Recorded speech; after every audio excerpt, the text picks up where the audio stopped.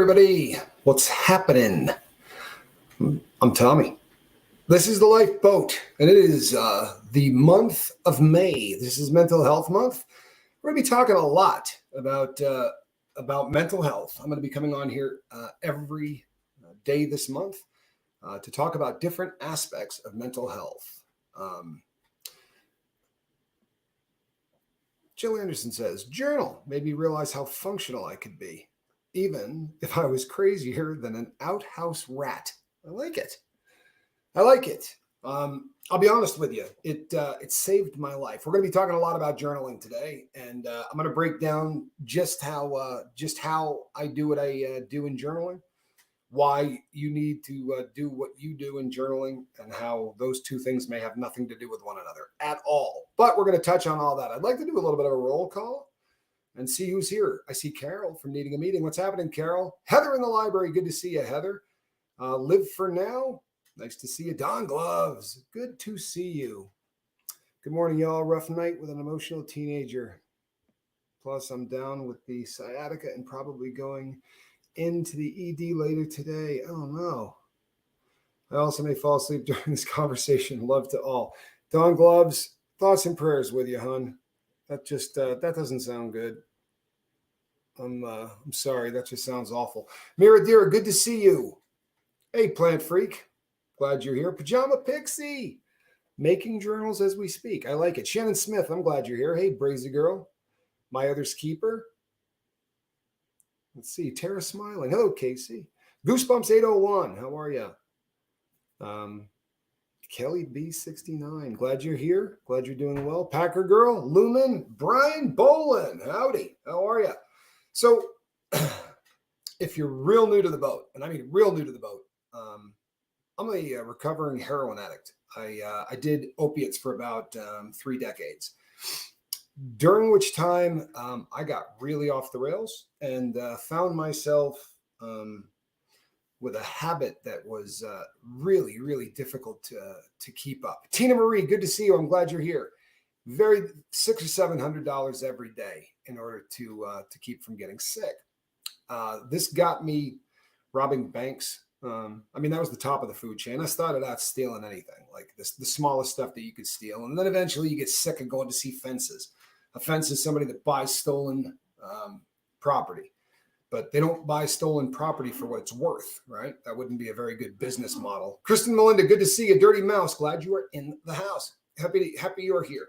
Bad business model. Somebody steals a piece of jewelry worth $1,000 and you give them $1,000 for it. You're probably not going to stay in business very long. The idea with a fence is they usually give you a percentage of what the real value is, and it's often can be as low as 25% on the 25 cents on the dollar. So steal something worth $1,000 to get $250. That's frustrating. And when you do that day in, day out, eventually the drug addict goes, you know what, I got a better idea. How about I get rid of the fence and I just steal money? Right? You don't have to convert money. That's a very easy thing to do. I ended up a bank robber. Say a little prayer. Good to see you, Gypsy Soul. I am happy you are here. So I became a bank robber and I robbed a bunch of them. And I did this because it was the easiest way for me to do what I do. It was the easiest way for me to come up with $600 or $700 every day. Go where the money is. That's right. I believe that's a quote from a very famous bank robber. Goosebumps 801. Willie Shoemaker. They asked Willie Shoemaker why he kept robbing banks. And he said, well, that's where the money is. Maya, a.k.a. Allison Art Supply Hoarderland. Love the name. Dig it. Dilrod, how are you? Good to have you here. This lands me in federal prison. And Dennis N., I'm glad you're here. That landed me in federal prison. And unfortunately, that didn't get me sober. You would think it would, but it didn't. Every attempt I had made over 3 decades and things that should have sobered you up, you know what I mean? Like 80% of the people you know overdosing and dying. That's a solid one, right? That runs most people into a thought process of, hey, maybe I ought to stop doing this crap. I unfortunately, through 2 prison sentences, a state and a federal, nothing stopped doing heroin until the last prison sentence. That one was for guns, buying and selling guns for the same reason, to support a pretty rowdy heroin habit that I had to come up with every day. The only difference between this attempt and every other attempt was I had somebody there who had a different concept, right? He didn't shove 12 steps down my throat. He didn't come up with any of the reasons that everyone else talks about. Hey, man, you got to do this for you, right? If you're not doing it for you, nothing good is ever going to happen. I hated me. I wasn't going to do anything for me. For 3 decades, I had done nothing for Tommy except feed him dope. I don't know why anyone would think that out of the blue, I'm going to go, today, Tommy's worth it. He hasn't been for 3 decades, 30 years, but today he's going to be worth it. I met someone who said, no, you're probably not worth it, right? But is your daughter? How about your son? Right? Talk to a drug addict when they're sober about their kids, and you'll get some traction. Right? Got my attention. But he said, if you're going to figure any of this out, if you're going to not come back, it's not going to be because of anything we talk about. He said, if you don't come back, it's going to be because you learn to pick up a pen and a piece of paper and write crap down every single day. The difference between successful people and unsuccessful people very often comes down to the simplistic, no lie, they journal. This is also not just in sobriety. This is in the friggin' world. So while I was incarcerated for about 13 years, I spent a hell of a lot of time reading every single biography I could get my hands on. And you know what? Nobody successful didn't journal. They all do it. Every single successful person I ever read about journaled, kept diaries. They were always putting pen to paper. Why? Because up here really doesn't get it done. It doesn't. We require additional organization.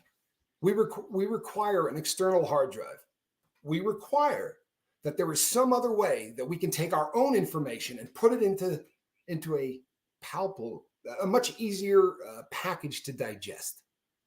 Okay? We make this thing something that is easier for us to take in. Now, for me, this is essential because I'm in cognitive decline, right? So the stuff that happens to me on Monday that is really important to me, I better write down if I want to remember it on Tuesday. This is a thing. It's not the end of the world either. It's a plan. But had I not met Q when I did, I'd already be toast. I guarantee it. Even if I had managed to stay sober, right? Without journaling, I'd be toast. This is one of the things that honestly is the magic bullet. And not just for addiction people. I don't care whether or not you're a drug addict. Layla Bradley, good to see you.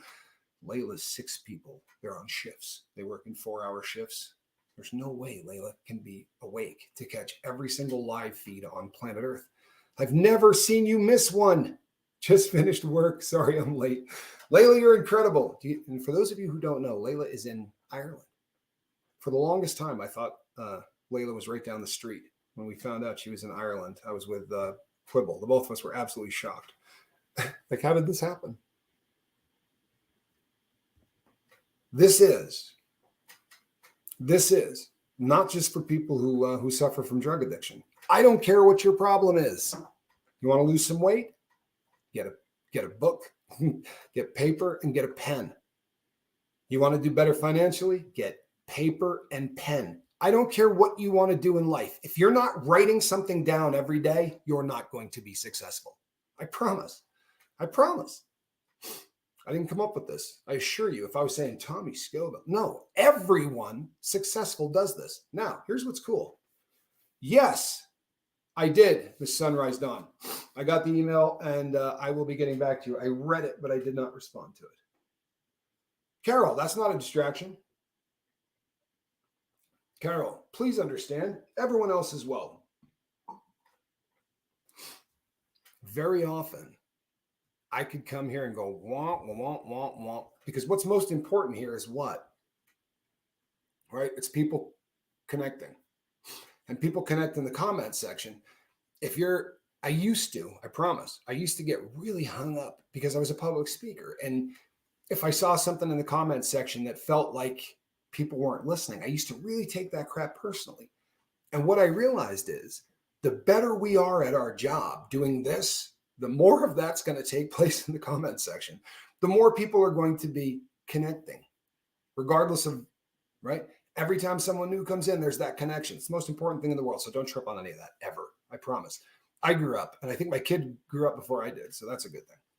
Honestly, as far as that goes, it does say a tremendous amount about how much everybody is chill with one another here. And if that's not the goal of the lifeboat, well, that is the goal of the lifeboat. There's a place where people feel enough connection that they can come and talk about things and not suffer in silence. Now, are there things that are going to come up in your life that are just going to be a little bit too rugged to even bring up here? There are. Matrix Rabbit, how are you? What happens? Yeah, Shannon Smith says, I saw some of your old videos where it bummed you out, Tommy. No, it did. I'm a trained public speaker. This is all new. The caring about people, the back and forth, all of that's new. I would get on stage and I would talk. There's no interaction. I was up there doing a show. And if you looked out and saw someone talking to somebody, you went, ah, crap, I lost them, right? For real. Gene, good to see you. You instantly get the thing in your head that I lost them. So it used to happen here a lot, but this isn't public speaking. What we do here is peer support. It's a completely different animal. And it just took, I think my therapist worked with me quite a bit on this. I started to complain about it to my therapist, and my therapist was like, you're an idiot. My therapist is great. You'd love her. But she was like, no, that's idiotic. It really is. It doesn't make any sense at all. What it says is the desired effect of this community, what you're trying to build, some place where people literally feel comfortable enough to come and say, hey, I hurt, because that is the hardest thing to say in the English language, right? I'm in pain. We're not good at saying that. We suck at saying that for lots of good reasons, right? It's not a pleasant thing to say. It's not a pleasant thing to think about. There's nothing fun about that. Lumen, no, you know something? I'm not joking. Like, there really was a paradigm shift. And what I do is, if I see it starting to go, if the chat starts to go in a direction, I talk to Spanky about this too. If you see the chat going in a direction that isn't what you're talking about, stop watching it. Just give it about 2 minutes of just talking and being you, and then go back to it. And more often than not, there's that course adjustment. But every time somebody new comes in, there's always that, this is a party. No booze, right? Nothing that your wife or husband are going to be bummed out at you coming home from. But this is a party. This is a place where people come, and instantly there's that. People don't, the emails we get of people who go, God, I love the lifeboat. Believe it or not, none of them ever start with, boy, the subject matter was so spot on. And the speech, what people say is, I've never felt more connection. I've never felt more welcome. I've never felt a warmer group of people. It's never about this, right? That means we're doing the job right. Is that this shouldn't be boring as sin, because in the beginning, people might stop by to listen. But towards the end, what's happening up here kind of takes a backseat to the connection. And that is what is supposed to happen. So we're killing it. We're killing it. This is family, to be sure, Kelly B. This is family, and a pretty cool one, right? This is the family you choose, not the one that you get dealt. Truly alive is this party. True story, B. Hendricks. I have, I'll tell you this. One of the things that just grinds my gears like very few others is the fact that the word party has been hijacked to synonymously mean doing drugs. Right?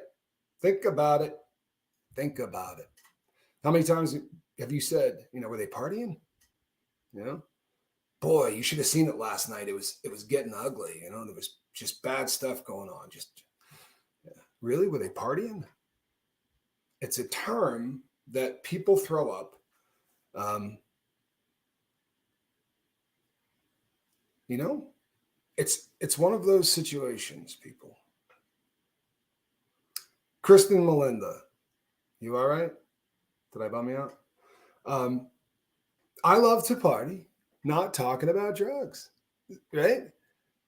Connection To me, that's what partying is. For real. Partying should be getting together, right? That connection where all of a sudden real things take place. I went to a pretty kick-ass lunch last week in Phoenix that was nothing shy of a party. And it was awesome. It really was awesome.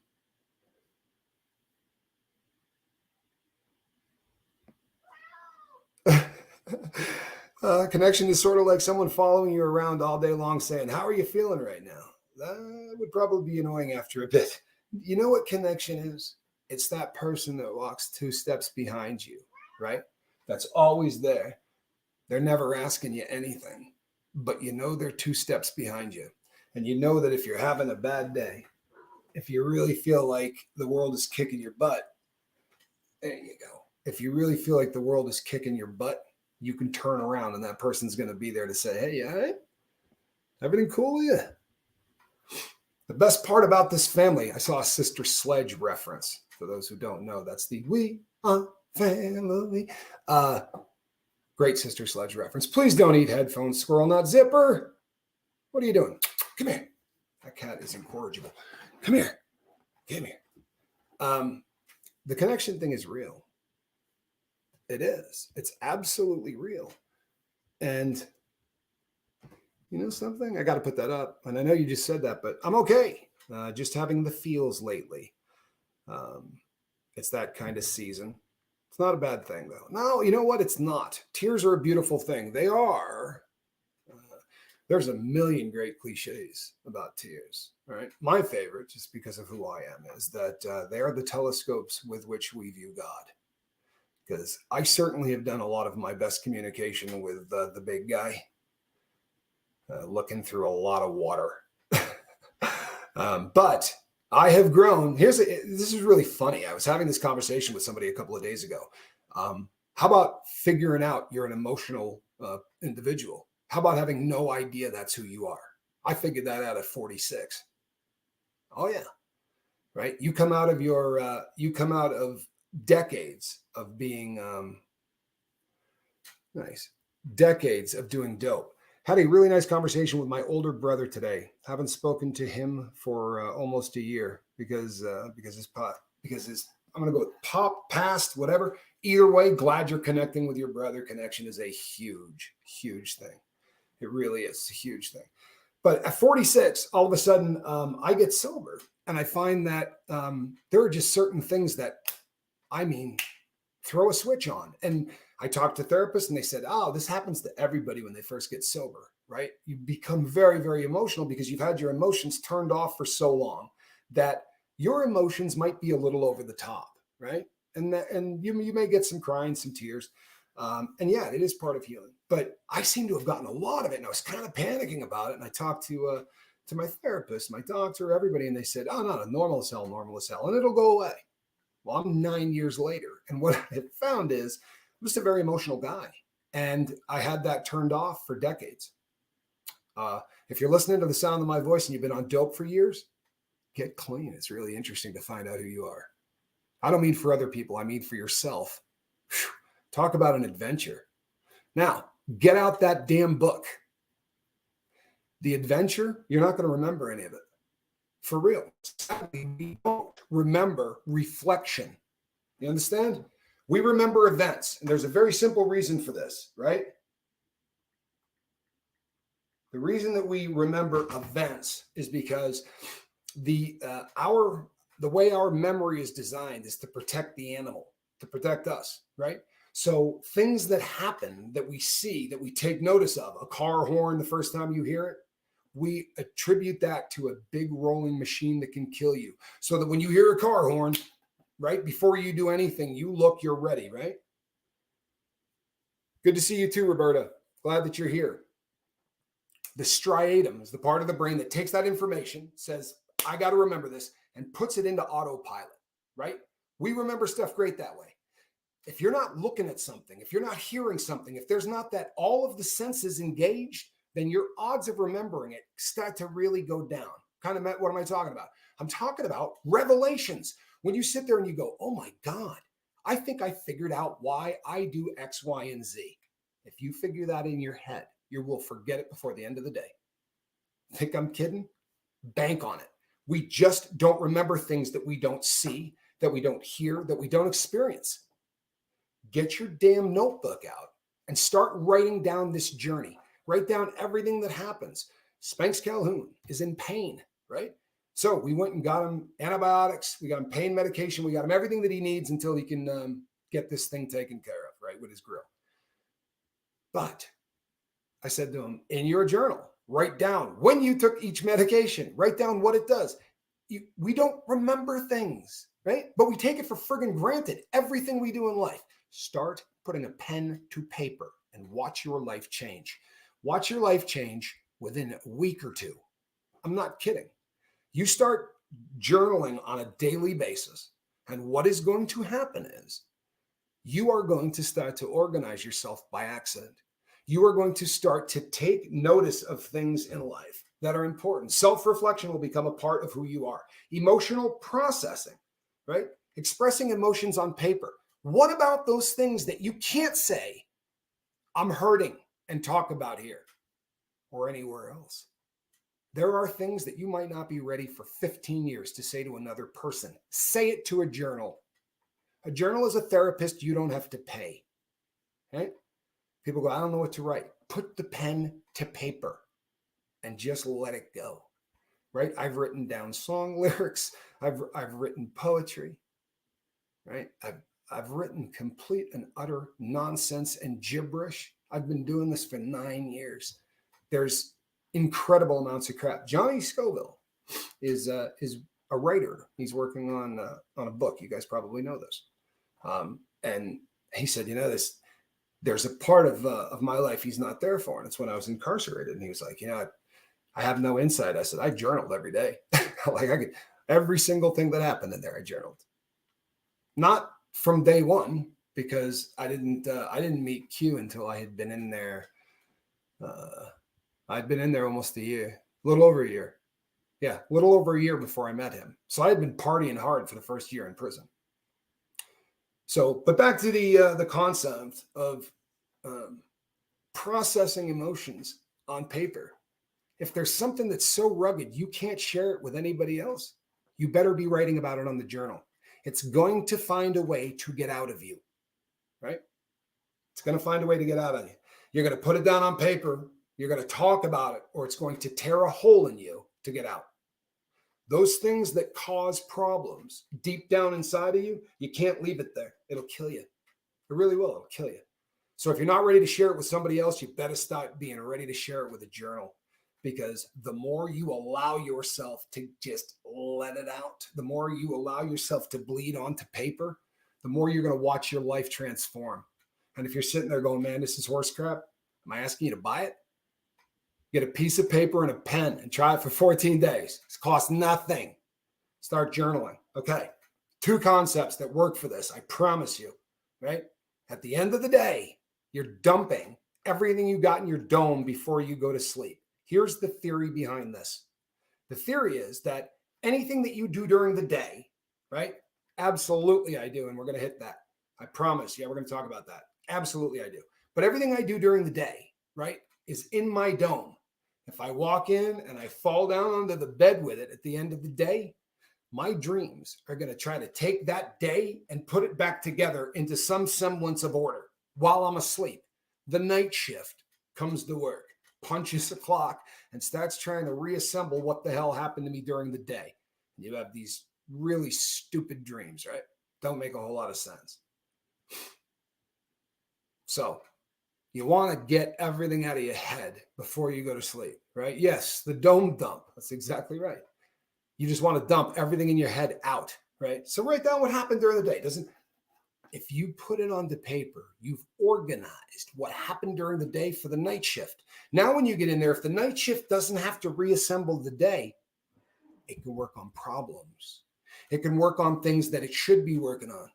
When you begin to organize yourself, your subconscious will become a super tool that will actually help you start working on what's wrong with you. This is when dream analysis actually means something, because you're dreaming about the center of the onion. You're not dreaming about the BS that happened Monday, Tuesday, and Wednesday. When you spend 14 days doing this, dome dumping before you go to bed, your dreams are going to change. I promise they are, because your subconscious is going to start doing different things. Now you're going to say, I don't remember any of my dreams. I don't care. You start journaling, you will remember your dreams. And the people who go, I don't dream, if you don't dream, you walk into walls, you say really odd things. I've seen it. Trust me. When you don't dream, bad things happen. Everybody dreams. Everybody dreams. If you don't, you go insane. And you go insane quickly. It's been studied. It doesn't take very long. This is why 14 days of being up on methamphetamine does a person in. If you've known people whose drug of choice was meth, at day 14, with all respect to anybody on here, the tweaking term, when people get to that stage, when they've been up that long, they get kooky. They really do. They see things that aren't there. They talk to people that aren't there. I've experienced this a lot over the course of my life. As I said, I used to buy that stuff so that I could continue to do heroin later in the day. I didn't want to nod out at 7 o'clock at night. I wanted to nod out at 2 o'clock in the morning. So I would do meth so that I could do more heroin.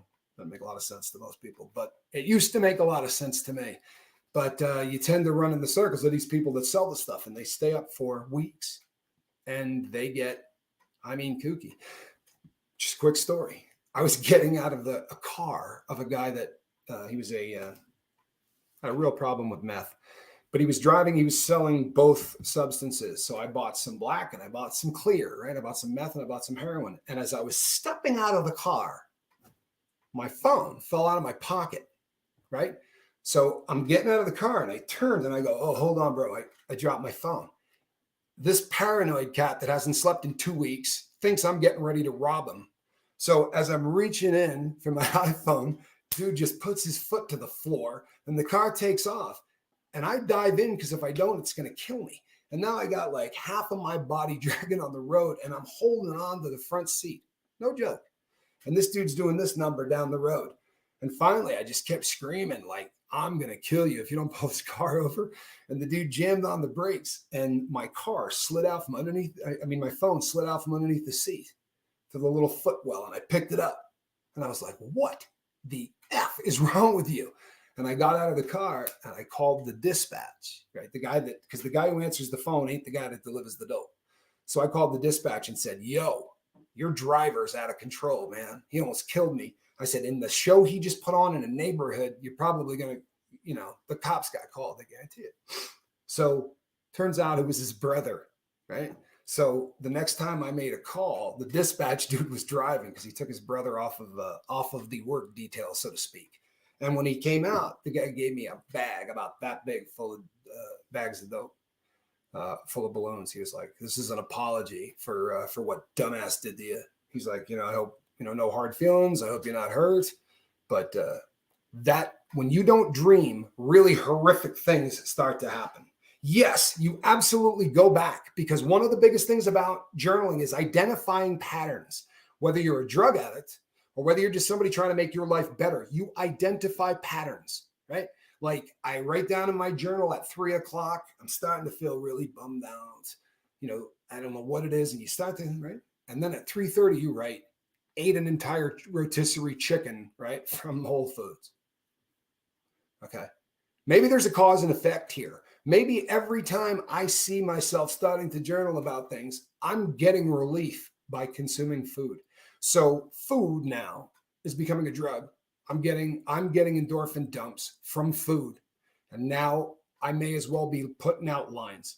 I may as well be whatever, because anything you're using in lieu of, anything you're using instead of a coping mechanism is a problem.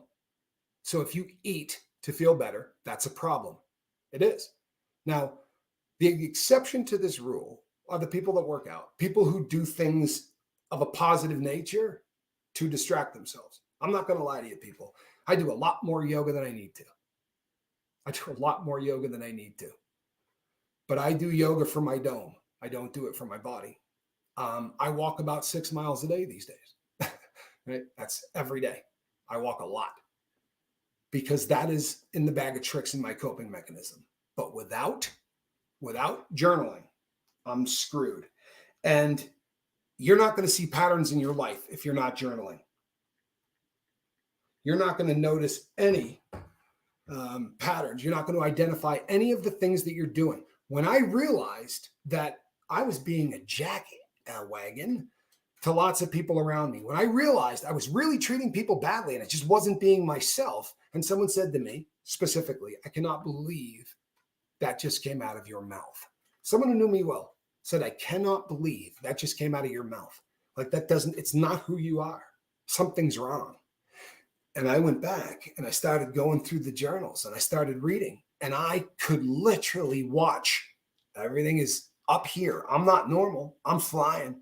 I have unbelievable. I'm writing down how I'm taking over the world, what we're going to do, how every single person's going to be sober. Like I'm like, holy crap, I'm bipolar.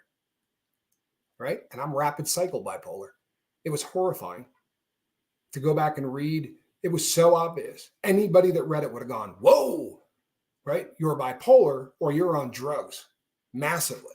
And this is the high and this is the low and this is, and you could track it. Easy as hell. Easy as hell. On the bright side, it also gave me a pretty good idea of the people that I hurt, right? Because I journaled about it. Yes. Shannon Smith says, it is easy to switch addictions. You're right, Shannon. It is easier to switch addictions than it is to just give something up. So for that reason, I say, go with it. Sure, I make a lot of friends with that statement, but go with it. Get addicted to something else. Am I addicted to walking? Absolutely. I'll go bat crap crazy if I don't do it every day. I need to do it. Am I addicted to yoga? I am. Miss Dragon, good to see you, my friend. Much love, everyone, and getting ready to go on a walk. Well, how about that?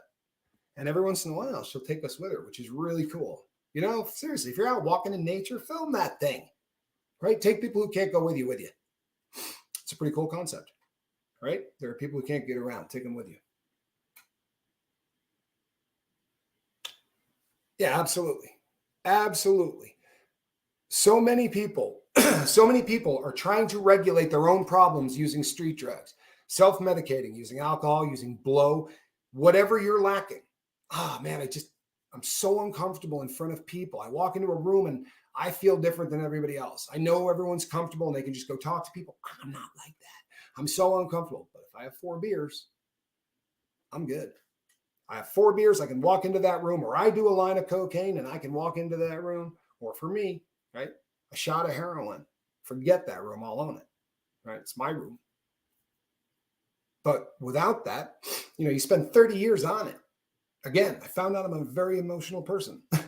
I got to the center of the onion, found out I'm very emotional, and I'm very passionate about some things I didn't know I was passionate about, for real. But you find out other things as well. And, as you start to really to get down in there and you start to figure out the person that you are, I think it's one of the most exciting journeys that anybody can ever go on. Nice. There we go. If I can figure it out, my walk will be on my channel. And Blessed to Crochet at about 1:20 Pacific. Everybody get that? I love it. Thank you, Miss Dragon. Tara says, I absolutely self-medicated for mental health for 20 years. Yep. Yeah, absolutely. I did too. But I found out that the public speaker, right, the guy that went on stage and talked to thousands of people, right, and did this forever, every way you could go on stage, every way you could do anything where people were looking at you, I had done. Honestly, like film, whatever. Any medium where people could look at you, I had done, up to that point. And I found out I'm hellaciously antisocial. I found out I don't like being in crowds of people. I really don't. I don't have a problem being on stage, right? Because there's no real connection and there's no interaction.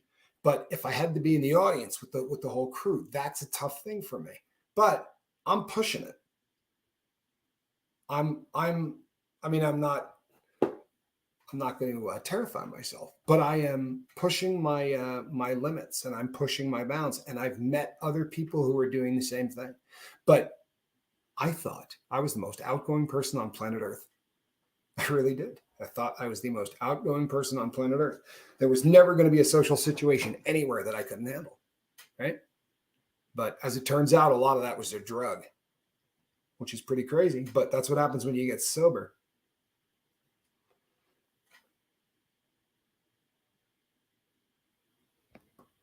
Aha. This is not unusual. Mittens, 1970, says, anytime I've tried to journal, I end up editing myself almost like I'm afraid someone will read it. Despite living alone, sure, with 5 cats, but I don't know why I do it or how to get past it. This happens to a bunch of people, right? I hear this all the time. I have a very difficult time because da da da da. I edit it because of da da da da. I feel like someone else is going to read it. Or when I got to the center of the onion, for me, you want to talk about a problem? When I got to the center of the onion, I realized that my inability to do exactly what I need to do to journal is the reason that I was getting high in the first place. Everywhere I went, people kept telling me I was gifted and talented and a little bit better than the next. But they were basing that on my ability to speak, because from a very young age, I sounded different. My ability to communicate verbally has always been a little different, but I can't get any of that down onto paper. And I've talked about this a lot on the boat. The reason I couldn't is if I didn't know the punctuation, I didn't use it. If I didn't know how to spell the word, I wouldn't use that word. So I may have a great vocabulary, but I didn't use any of it, right? Because I'm not going to write down a word if I think there's a chance I might spell it wrong. And then one day, I was in such a bad place. I was probably at the close to the end of my rope. If I wasn't at the end of my rope, I was pretty damn close to the end of my rope. And I sat down and I started to write. And when I got to the first word that I couldn't spell, I just said, to heck with it. And I wrote that word down however it came out spelled. I knew I was going to know what that word was. Nobody else might, but I knew sure as hell I was going to know what that word was if I ever read it back. You know, if you're not guarding journals, Shannon, that's a horrifying thing. And the person who read your journal should be shot. That is an invasion of privacy that is close to essay, in my opinion. It is the R word of the brain. And it's disgusting. Spanx Calhoun's journal sat on this floor for 2 weeks.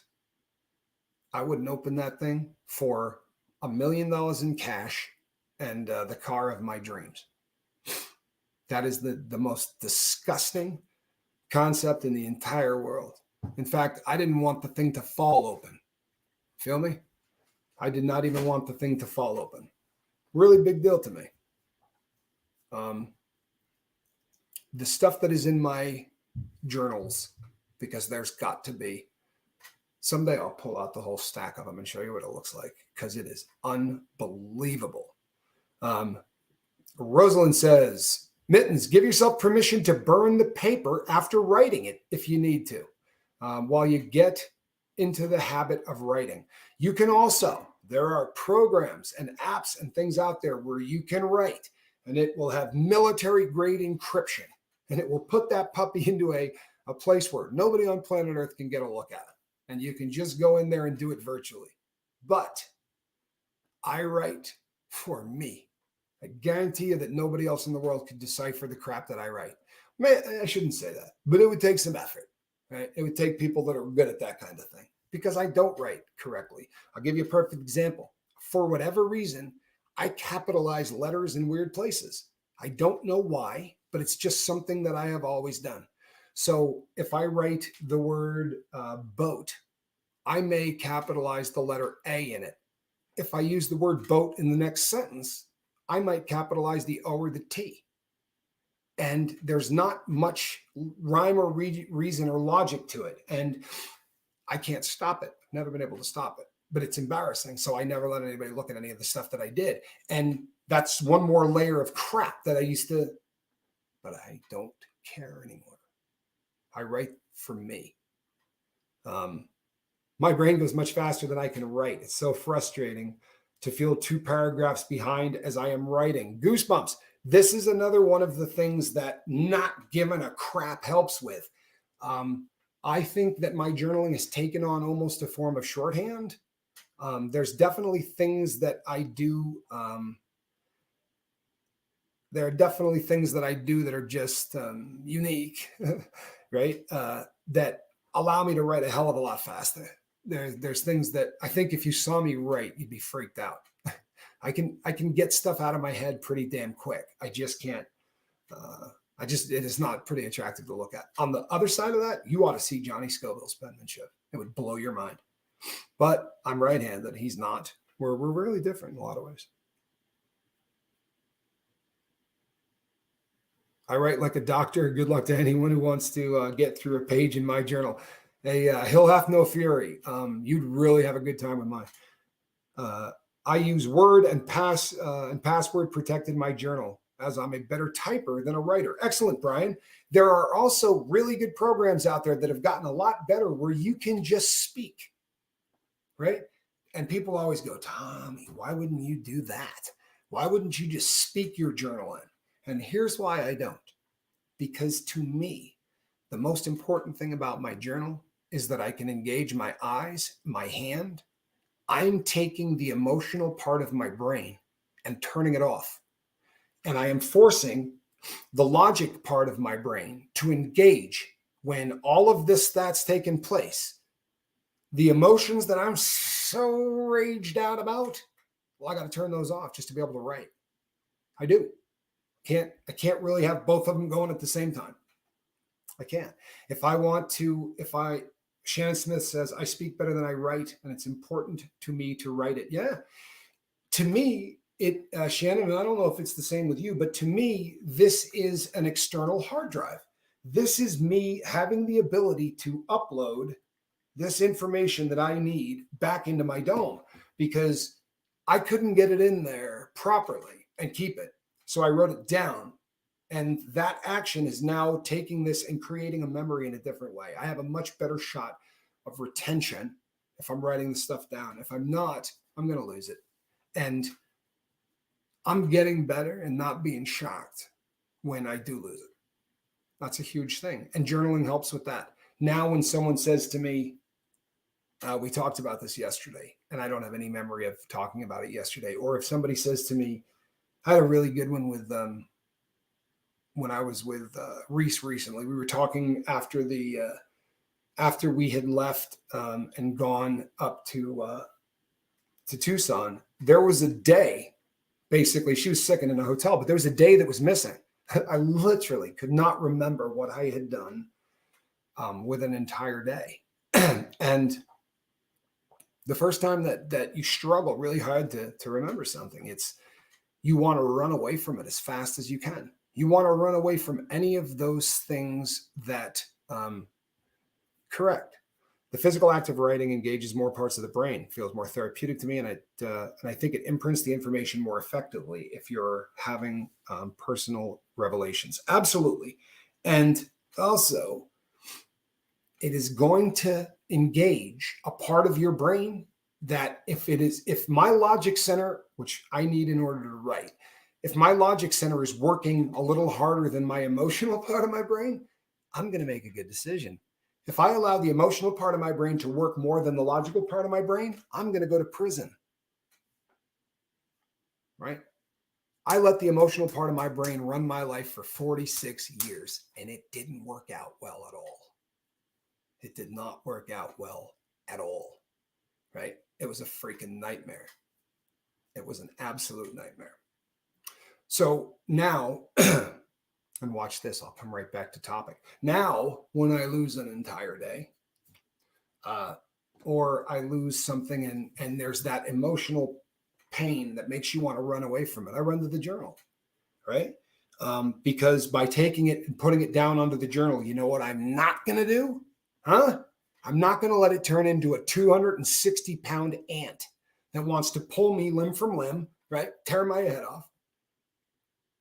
You can let an 8-minute ant ruin 6 years of your life.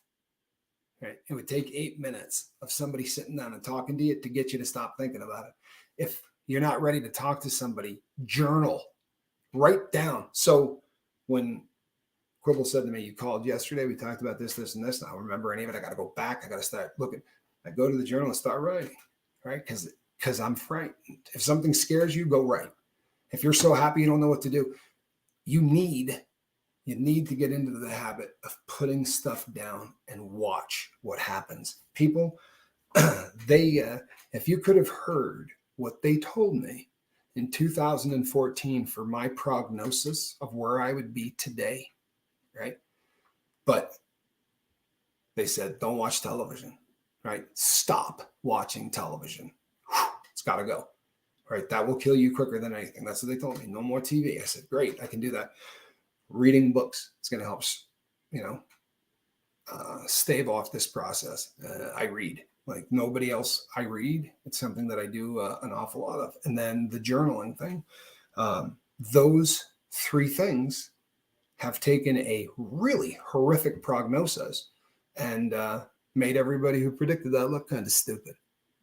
Right? Because here I am, and I'm trucking along, and I'm doing great, and I'm going to continue to do so, and I'm going to continue to take every step necessary so that I can do it. Thank you, Shannon. That's a very kind thing to say. It really is. Just thank you. So grateful that you're here, Tommy. I learned so much. Thank you, Shannon. You know what? I'll tell you something else. It's going to come as a shocker. I love this. I'm having a ball. I really am. I'm coming on and talking about mental health. And there's not a lot of, no offense to anybody, but there's not a lot of follow-up. There's not a lot of, I'm not dealing with people one-on-one, which is really what was destroying me. I'm sorry, but it was.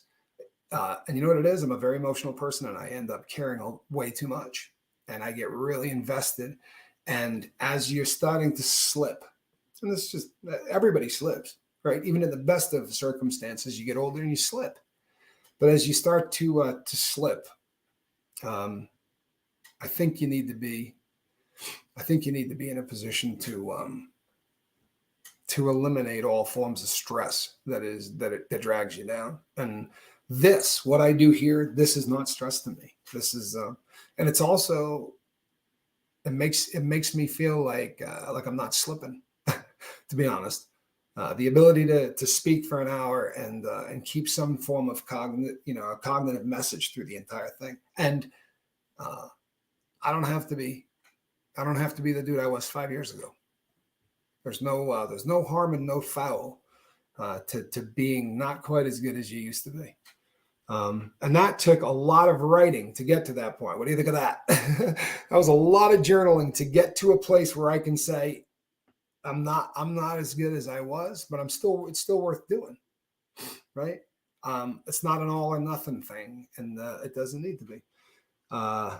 Cooking with the grandma says, hey, Lifeboat crew, I journal because my life depends on it. Yeah. Where is that? That went really quick. I lost it. Pajama Pixie. Damn it. Loving this conversation. Fantastic and spot on. I like Kristen's idea of burning pages for release. Yeah, but I got a notice of a vid of Alexa Ray singing To Sir with Love to her dad. No way. Wow, I'm gonna have to check that out when I leave here. You know something? Just off topic. Alexa Ray's got chops. That kid can sing. I know a lot of times it's just, nepotism. It's kind of dad's famous. The kid will be famous, but that girl can sing. She really can. Thank you so much for the support, Pajama Pixie. I really appreciate it. I really, really do. Listen, journaling is essential for accountability. It's another thing that is such an important part of this. Who are you accountable to if you're not accountable to yourself? For real. You can BS anybody else you're accountable to. Your friends go, hey, you taking care of yourself? Yeah, no, yeah. You journaling? Yeah, I'm journaling. Try lying to your journal. Seriously, give that a try. Try lying to your journal and let me know how it works out. Of course, she's no Feldman. I mean, I said she's good. I didn't say she was the king. Feldman is the comeback king. Guy's been a rock star since before rock stars were rock stars. Writing down goals and commitments is a huge part of journaling. It's something you'll do by accident if you start to journal, because you will begin to write down what is most important to you. And when you write down what is most important to you, your goals will rise to the top, right? The things that you write about the most, that's what you want, right? It's pretty obvious stuff. Not if you're not journaling. Believe it or not, it's not. Start journaling and watch what comes out of you. But accountability, if you're not writing down your goals, if you're not writing down period every single day, if I take days off, I know I did something wrong. I know. I can see what starts to happen with me, right? It doesn't take but about a day and a half, 2 days of not journaling before I'm a wreck in a lot of ways, emotionally, everything. But in terms of being able to remember the things that I need to remember, if I'm not journaling, I am done.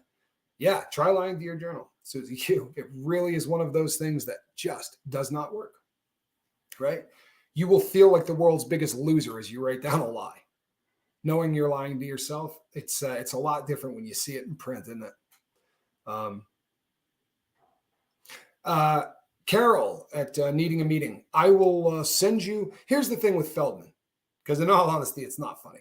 But Feldman's a bad man, and there are a lot of women out there that there's a lot of being said by a lot of people about Corey being a pretty much a lowlife.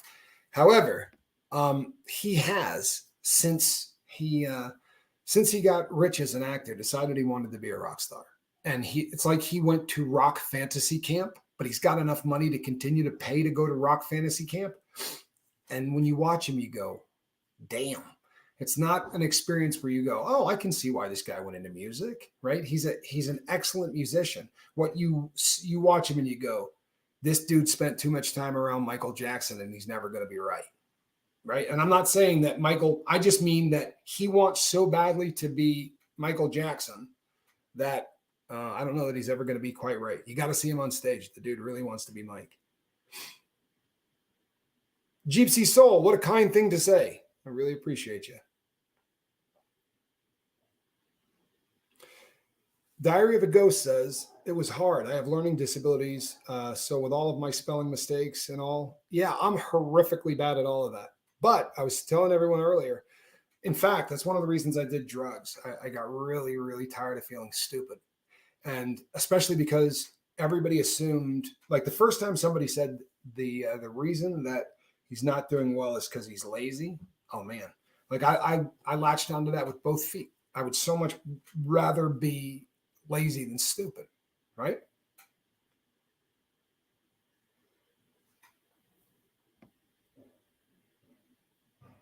Yeah, yes, providing that you can go back and read the what you've written. That's really the one reason that I would say that burning. There are times I will say write something and burn it.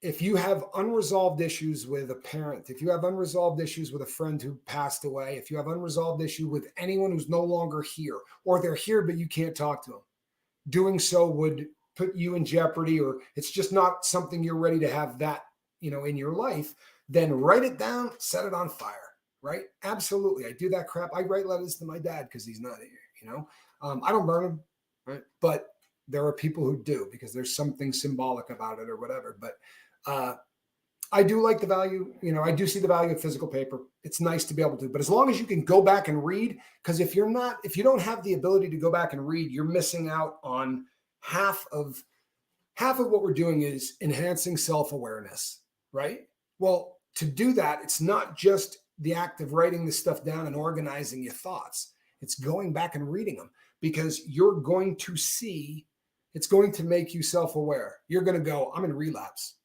I'm not getting high, right? I haven't got to that stage of relapse, but I'm in relapse. Like I always know if I'm moving forward or back, and it's because of my journal. If I start feeling weird, I go read the previous 4 days and it's going to tell me everything I wanted to know, right? I'm not going in the right direction. It'll be me bitching about something. And then the next entry will be me bitching about something. And the next entry, I'll be like, uh-oh, not in a good place, right? Not in a good place. Then I keep backing up until I find the first entry where it went screwy, right? So-and-so made me, there you go. I didn't take care of that last, 2 Wednesdays ago. And I've been off-putting ever since. The journal will make you considerably more self-aware. However, to me, the biggest thing that it does is become the most healthy coping mechanism that you could possibly have, right? For decades, I turned to a needle, right? A spoon, a straw, right? Tin foil, whatever. I needed to put a drug. Kristen Melinda, have fun at therapy and tell your therapist that your lifeboat family said, what's up? What's up? Yes, the real last before the relapse. Indeed. Yes, I have caught myself in relapse 1,000 times in the last 9 years.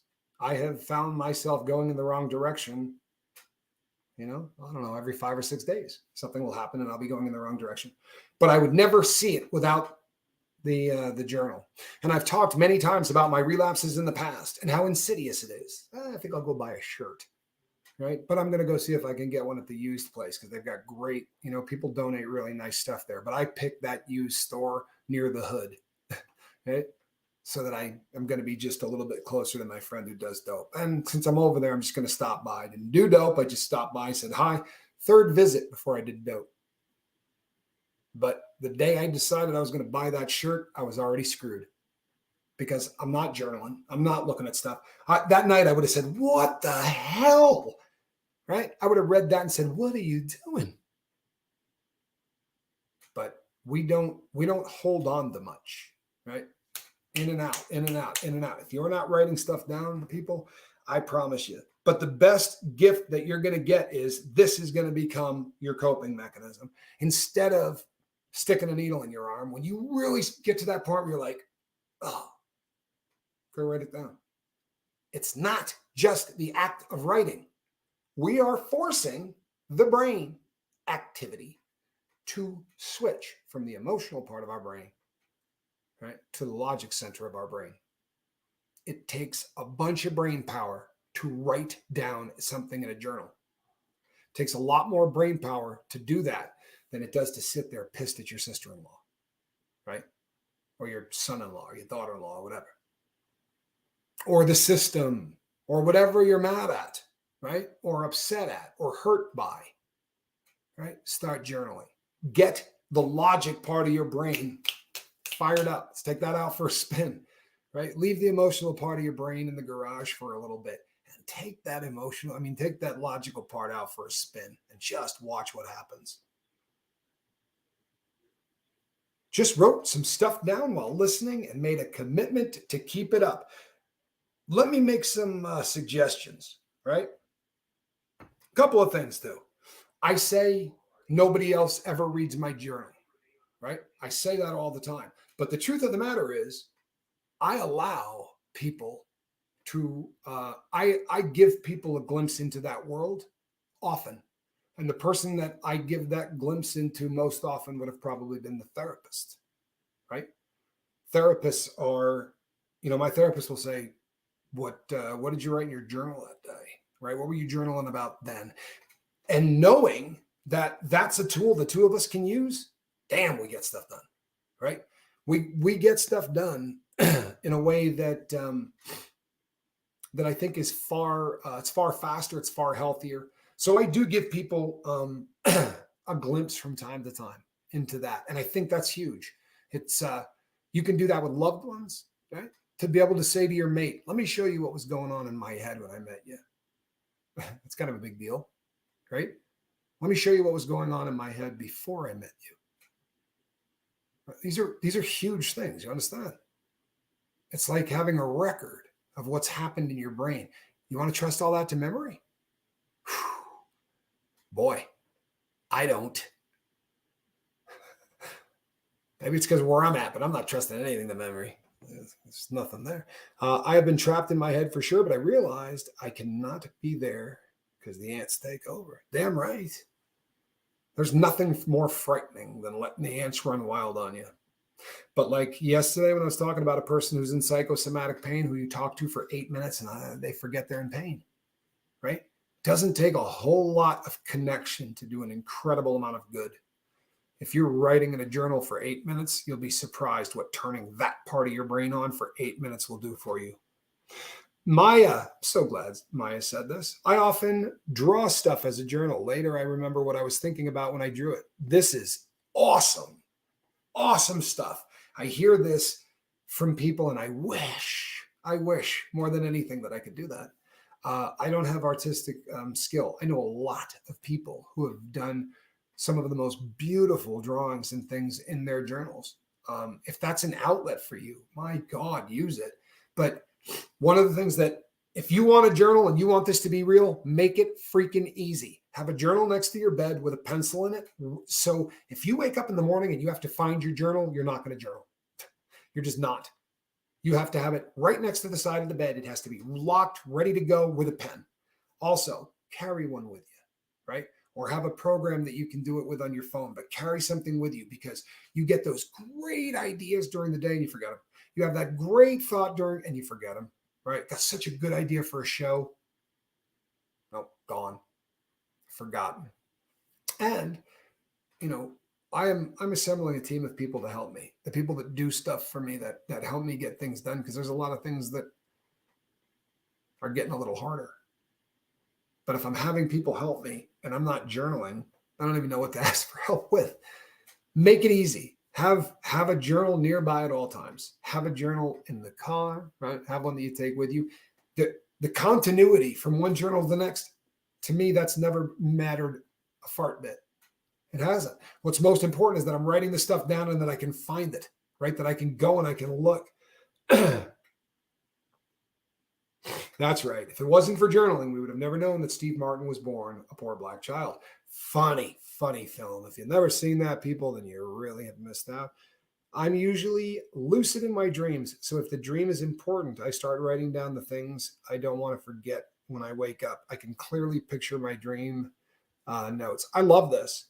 I also can do this. I am very fortunate in that when I wake up in the morning, if I grab a pen and start writing down, even if my dreams are not lucid, if my dreams are not vivid, I write down, or my memory of them, I write down whatever, right? It can be complete gibberish. It can be words that don't even make sense when linked together.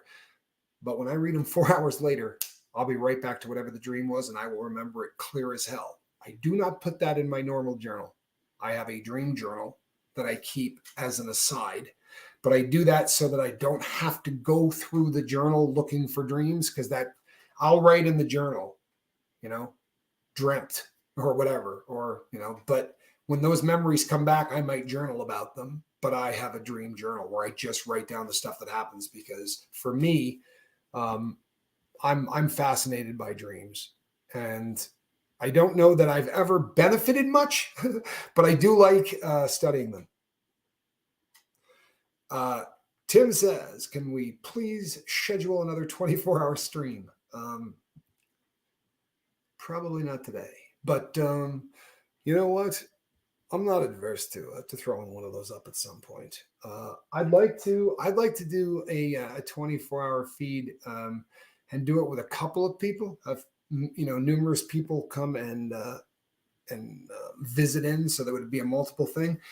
And I'm thinking really seriously about probably July the 30th. July the 30th is the anniversary of the first video ever put up on the lifeboat. So we might do a big deal then.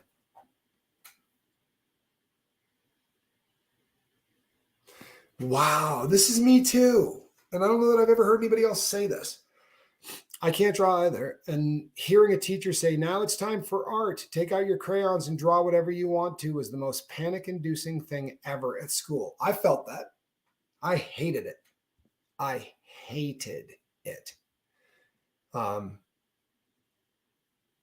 Because again, I had to me, I can't create that way. That's not, I wish I could, but I think it's the same thing. If I don't feel like I could draw it and make it look right, I'm not even going to attempt it. And that's, I guess, the diff, because obviously, right, nobody's a great artist at the beginning. They must have to work to get better, but I just can't do it. Maya says, but a sketchbook is just as private as a journal. Often I just draw 3-minute sketches, nothing fancy. I would imagine it is just as deeply private and personal. And I wouldn't be real comfortable looking at, I don't want to look at anything that anybody did with a pencil unless they hand it to me. And I don't even know that. And a lot of times I don't want them to hand it to me.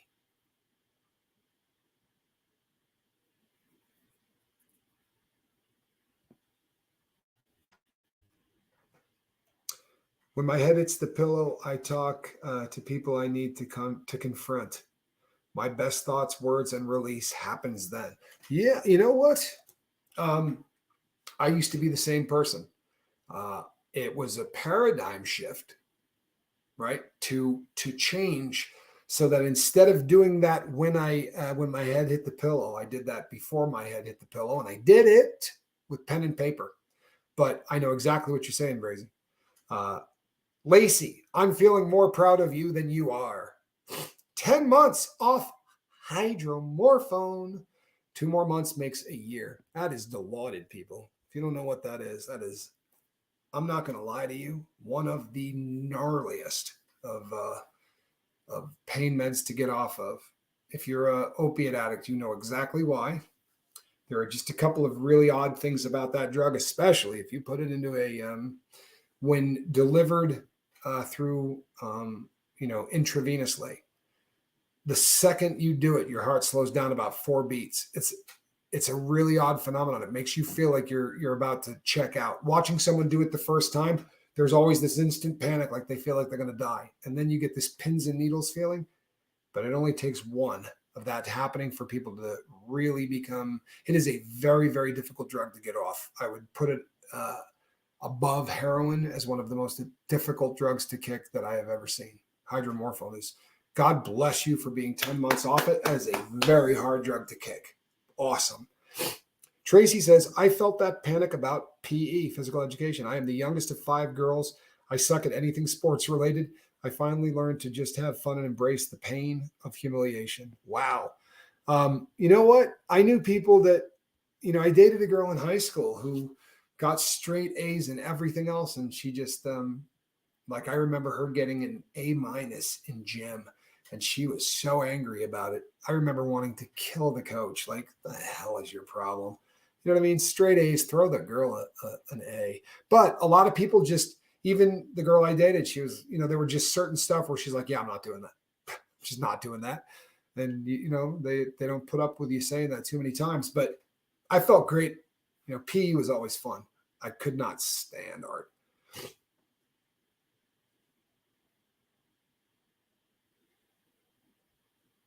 You know what, Lacey? I'm proud of you. I really am. So proud of you. It is not an easy thing to do.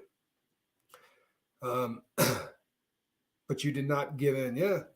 I came here daily to ensure myself accountability and that you stay clean. And you know what, people? There you go. Debbie P. on 10 micrograms of fent patches for 18 years, almost 2 months on Suboxone now. Another rugged drug to quit. Fent. And it's such a difficult thing to, it is really a difficult thing when the drug you're getting is so perfectly time released. If you're taking the patch and actually putting it on, it is the perfect time release to just keep you loaded. And you spent 18 years of it. God bless you, Debbie P. That cannot be easy. Question, would journaling help a person be able to fall asleep easier? I cannot go to sleep if I don't journal. I can't. But that's because I will lay down. Yes, it did. In the beginning, it helped me. But now, if I don't journal, I will lay down and all I will think about is the fact that I didn't journal. And all I will think about is what's going to happen to me because of that.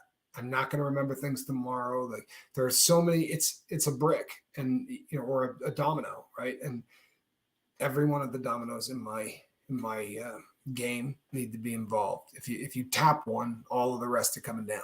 So, but yes, it absolutely, when I first quit, insomnia was such an issue for me. And yeah, there were nights I would journal for an hour or two, before it was time, and it would knock you out. You know something, Jeremy Shelton? If I could watch anything with all of you, it would be the episode from News Radio where Bill McNeil puts too many of the patches on and has to go to the hospital. That and the other gentleman is trying to quit coffee. That episode is one of the funniest commentaries on addiction that I've ever seen anywhere. It is just absolutely hysterically funny. Question: do you recommend topic journals? You know what? We are giving you a question every single night. If you come to the Lifeboat and look on the community page, every single night this month, we will give you a prompt. It's going to be a question that to start you writing in your journal at night and in the morning. And we do it every day. These are just to help people start writing. For people who really struggle, these are just some prompts to help you start writing. And over the course of the month, most of them will be filler, but there will be things that are designed. There will be questions that are designed in such a way to get you to start peeling the onion, even if it's done surreptitiously, so it's not in your face and you don't realize that that's what the questions are trying to do. They're getting you to begin to peel that onion. They're getting you to begin to start looking at parts of your life that could be why we need to be here, why we need the help of a boat, and why we need help in general.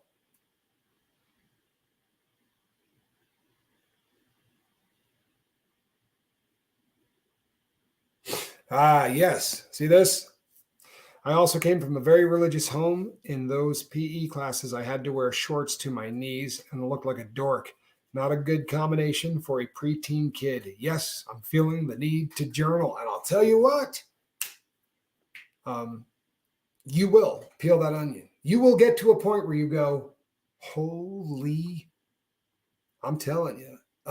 Now, is getting to the center of the onion the greatest feeling you will ever feel in your life? For about 6 seconds, right? Maybe a minute. You feel like it's so great that you're there, but it hurts. I promise you, it really hurts. Thank you so much. What a kind thing to say. Tommy, you look so healthy and happy now. It does my heart good to see it. Sending hugs to the Scovilles. Well, thank you, Kitty Whiskers 75.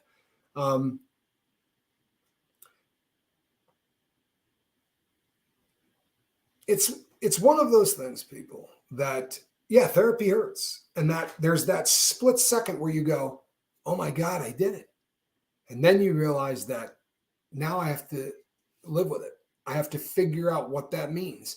Now, I probably wrote 4 journals that were not my daily journals and everything else. These were journals where I was working specifically on, okay, this is why I do this stuff. So let's talk about as much as I could remember from the fracture, the point in my life where it went this way.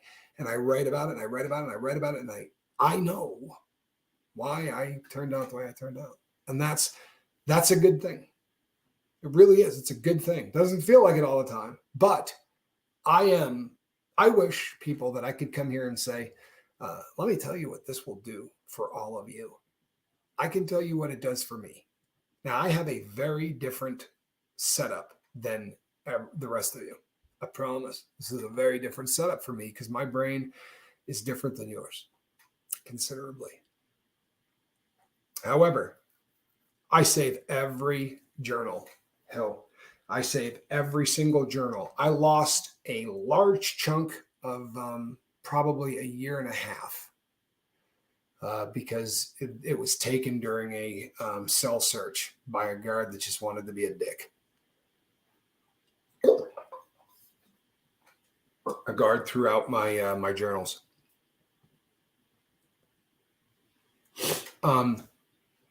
I used to take my journals and put them in a storage. They let you do that, but you're only allowed to do it 4 or 5 times, right, over the course of a year. You can't go once a month. So I would write and I'd get a bunch of them, and then I would go put the stuff in my storage.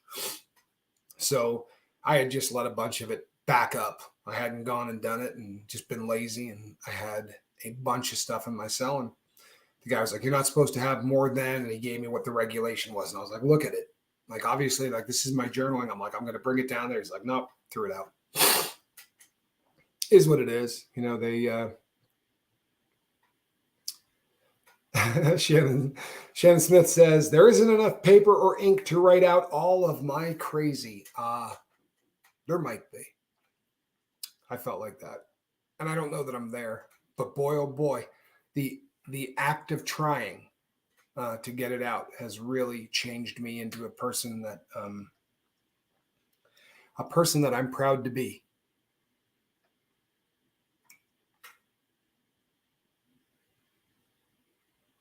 Absolutely, P. Taylor. I talked about this earlier. Let me explain something to you. Do you know why we call this the lifeboat? Because everybody, when we first started this, you go back to the shows and people would say, look, I don't care whether you have a problem with food or you have a problem with cocaine. We're all in the same boat. I don't care if your problem is drinking, right? Or your problem is gambling. We're all in the same boat. If you're using anything to get you an endorphin dump or get you a little brain chemical pop so that becomes a coping mechanism, then it's a problem. And it's the same problem. Same problem. I did it with a needle. You do it with a fork. There's no difference to what's going on here. It's just the mechanism. I chose opiates. You choose food, or it's chosen for us or whatever. But you absolutely will change that with journaling. It'll make you aware. Write down every time you eat. Write down what you're feeling every time you're getting ready to eat. I talked about this earlier in the show. But if you start to go back and read your journals and you're like, so-and-so called, boy, did they make me angry. I did just went and ate a rotisserie chicken from Whole Foods. You go back and you read a week and a half of this and you're like, every time I get angry or every time I get upset, I do this. Okay, we've identified it. Now we know why you're doing it. Now let's stop it. Now we can work on it, especially if you don't suffer in silence, especially if you come here and you say stuff like, hey, you know what? I think I figured it out. Oh, boy. People will descend on you. Right? There'll be a lot of love here from a lot of people who are in the same boat. Comment, my first journal entry is March 11th, 1996. I was 8. I'm working on a trauma timeline to counter memory loss from CPTSD. I have a lifetime of data to work on. I struggle journaling now. Izzy, you can do this? I promise you can. And we're doing the same thing. In many ways, we're doing the exact same thing, you and I. And it's daunting in the beginning, and you feel like your equipment isn't good enough to get the job done. And I know what that feels like. You need to lose. I'm sorry. Lose your give a shit, right? Lose your give a shit. Stop caring what it looks like. Stop caring about the punctuation. Stop caring whether or not, you write like Shakespeare, right? Just open it up and bleed onto the page. The only person you got to impress is you, right? That's it.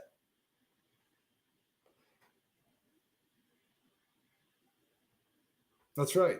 Don't visualize your journal of the future. Focus on the present.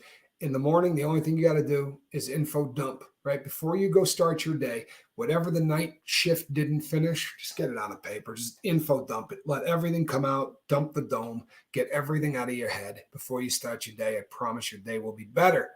Before you go to bed, get rid of all the crap from your day. Put it down. Just let whatever it is out onto the paper. Write down whatever comes to mind and just let it bleed out there. Do this for 14 days. I'm going to be giving you prompts. Come back here, look on the community post. You will get the nighttime journal entry and you will get the morning journal entry. The question for both to get you to start writing. In this month, play this game with me. I'm going to be here every day. I'm going to bust your chops. But do this with me for this month and watch what happens. All right? It'll change your life. Changed mine. I'm telling you, if it wasn't for journaling, people, you'd be listening to somebody else right now. I'd be in a prison, right? Or I'd still be out, but I'd be robbing banks. I'd be on my way. They just wouldn't have caught me yet. But I sure as hell wouldn't be doing what I'm doing right now. Really have high hopes that Spanky is going to be back tonight. And to be able to pull a whole show, he was hurting this morning, but he wasn't in pain. He was just vomiting. And that is one of the problems with pain meds is that it makes you nauseous. And Calhoun just got nauseous this morning. I'm glad that he bailed off. I'm going to go down and take care of him. He's my kid. But I will be seeing all of you. Hopefully, you're all going to come back tomorrow. I'm going to do tomorrow's at 9:00 again. I may end up changing this up, but until I do, we're going to stick with the 9:00 in the morning. I used to wish I was a drug addict so I could go to the meetings. When our nephew got his cake, I knew I needed to be hear the stories that were told to help me. Thank you for this live. It's so helpful. Oh, Tina, I'm glad. People, get out a pen, get a piece of paper, get a pencil. And we put one up last night, right? Today is the 2nd. Why don't you write down, look at what we did for last night. And then tonight, take our question. By the way, I'm going to be on Surviving the Survivor tonight. So do come over and check me out on Surviving the Survivor. I'm going to be on with Joel, my friend over at STS Nation. I love Joel. I really do. He's one of the coolest people on the big red button. So I'm going to be over there with he and his lovely wife, the chief of everything. And hopefully you're going to come by and see me.